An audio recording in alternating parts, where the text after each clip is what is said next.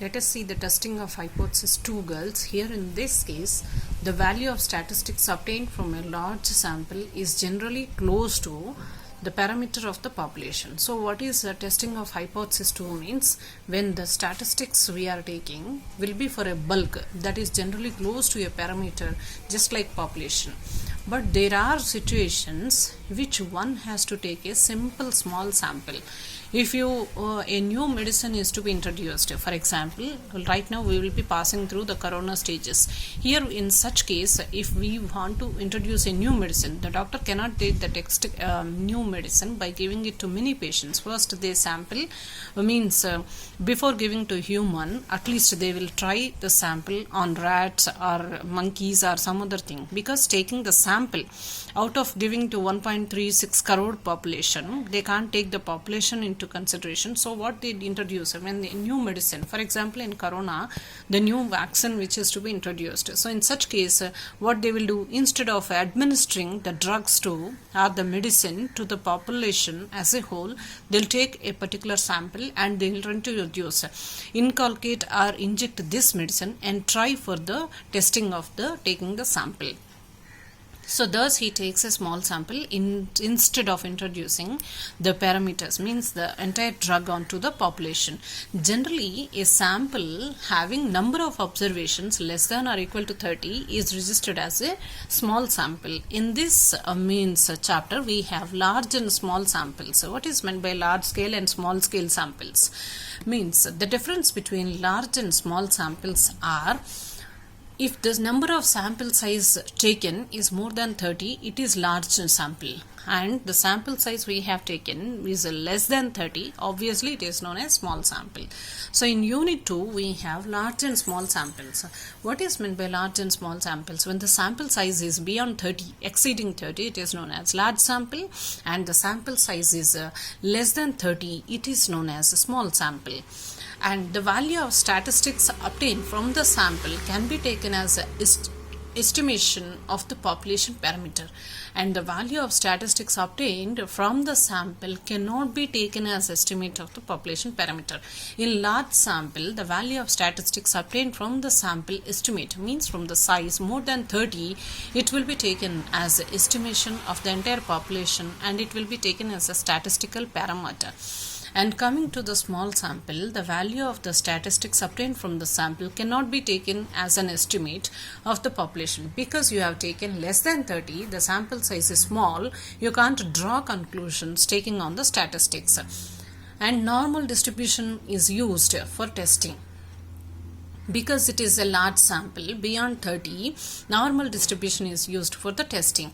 And coming to small sample, sampling distribution like t-test, f-test are to be used for testing. So here comes the questions like t-test, f-test, all these tests are used for which type of samples? Only for small samples. For large samples you can have to accept with the normal distribution.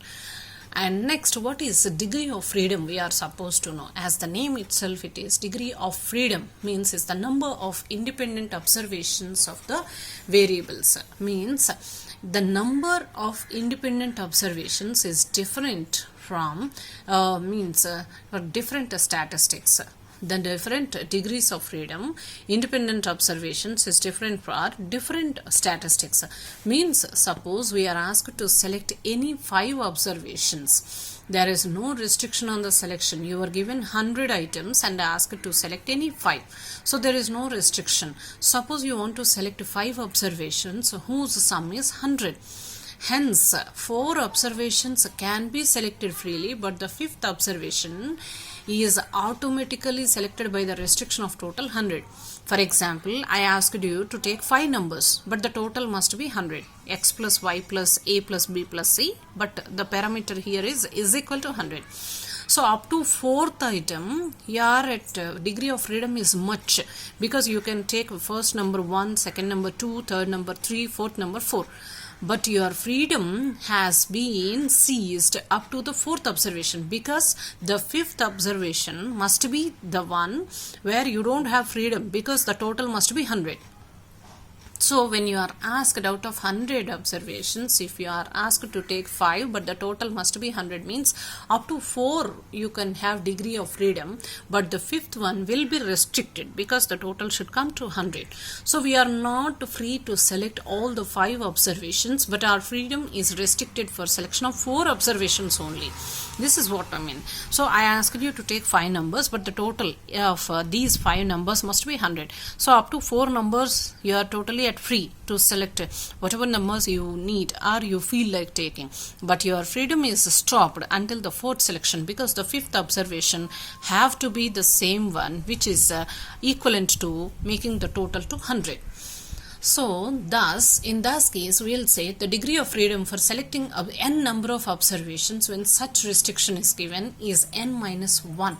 So I can say if you take 5 observations, your degree of freedom is n minus 1, means 5 minus 4. So you can be having freedom up to selection of 4 observations. If 2 such restrictions are given, the degree of freedom will be if 2 such restrictions will be given, like I'll be asking you select 5 numbers that comes to total 100 and one of the items must be 30. So in such case your observations will have 2 degrees of restrictions, that is 2 restrictions I have imposed. One is total must be 100 and the another one is one of the numbers must be 30.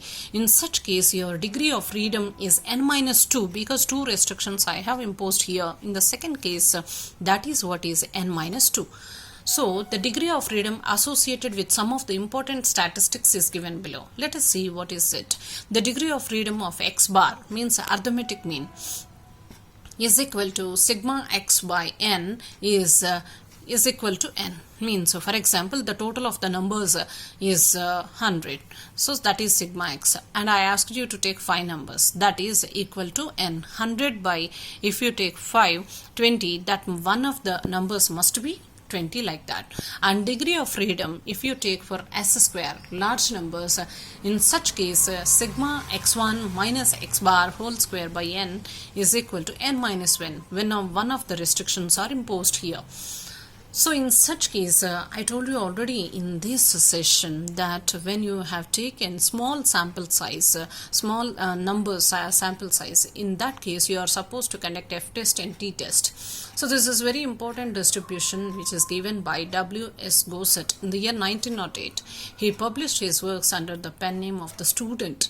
So hence the distribution is known as student's T-distribution. What does this mean actually? If x1, x2 up to x and so on is a random sample of n observations drawn from a normal population with mean mu and standard deviation rho of the distribution is divided at T distribution on n minus degree 1 of freedom, means you are given the total information but with one restriction. That is what is meant by n minus 1 degree of freedom. So in such case a t-test is equal to x bar minus mu divided by standard deviation by square root of n minus 1. So the probability of density of population of distribution T is means a function of T is equal to 1 by the given formulation square root n to beta into 1 by 2 up to n by 2 1 plus t square by n whole to the power of n plus 1 by 2 minus alpha less than t less than alpha. Means what is that? Means the formula explains that there are certain assumptions and properties of the t-test, that is the population from which the sample is drawn is normal. There are no discrepancies and variations as far as the population we have taken as concerned, and the sample is random. Whatever the selection you have done is at random. No certain statistical parameters are adapted. The population standard deviation rho is not known. These are the assumptions and you are supposed to conclude. And coming to the properties of the T distribution, T-test, the probability curve of T distribution is symmetrical. It must be symmetrical. And the tails of the curve are asymptomatic to x-axis. And the third one is when n tends to alpha, T-test tends to normal distribution. The form of the t-test varies with the degrees of freedom. Now, what are the uses of t-test distribution? The first one is for testing the significance of the difference between sample mean and population mean, we use this. And for testing the difference between means of two samples, we use t-test, where we will be using it. So to find out the difference between sample mean and population mean, and testing between the means of two samples, and testing significance of the observed correlation coefficient and observed for regression coefficient, we will be using the t-test. Now let us see how the t-test will be observed. See, for example, contribution with 1 degree of variation, the blue line means this particular line, the blue line will be the normal curve, and the red one is the t-distribution. See, at one particular degree, that norm t-test will be below the blue standard line, and it is going without any having discrepancies. With 2 degrees variation of freedom, when 2 restrictions are imposed, n-2, you can observe here that t distribution is just colliding with the random standard normal curve.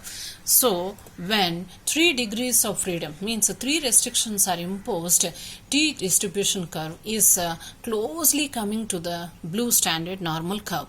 And if 4 degrees of variation are given for the entire population in the t-test, when 4 restrictions means take the 5 numbers which are equivalent to the sum of 5 numbers must be is equal to 100, one of which must be 4 of them must be even numbers. In such case, your degree of freedom is n-4. In such a case, see, your observation selections must be almost equal to the normal standard curve. And coming to with 5 degrees of freedom means you are asked to calculate 5 numbers and all the 5 numbers must be even numbers. In such a case, your t-test curve and normal standard curve are almost closing. Here, if 10 degrees of freedom means when you take the entire population into calculation and you are restricted with the 10 degrees of freedom means you are asked one question and almost 10 restrictions are imposed. I'll tell you with the help of an example. Take how many women employees are there. So this is the question. If you are taking, I'll be asking many restrictions like the women employees must be Hyderabad only, the women employees must be up to the age of 40 to 45 only, all the women employees must be in teaching profession, all the women employees must be from aided or government teachers. Like this, if I impose so many restrictions, your t distribution curve and normal standard curve are almost equal. Now if at all 20 degrees of freedom means too many restrictions are imposed, almost normal curve and t distribution curve stand equal. So please observe these diagrams, girls, closely. So if many more means if you increase the restrictions, here you observe 30 degrees of this are imposed means freedom is imposed. In such cases, you just observe your t distribution curve, which is in red, and blue normal distribution became equal. If you go on increasing even more, putting the standard to 40 degrees of freedom means too much restrictions are imposed, both these are equal. If you go on increasing even 50, your curves are means your normal distribution and t distribution are equal. So this concludes that the freedom or degrees of freedom whatever we are imposing on the taken sample with the t distribution, in such case your normal standard distribution and t distribution making equal. If you go on increasing your degrees of freedom means so many restrictions about the sample. So if you take 100 also, that is remain constant.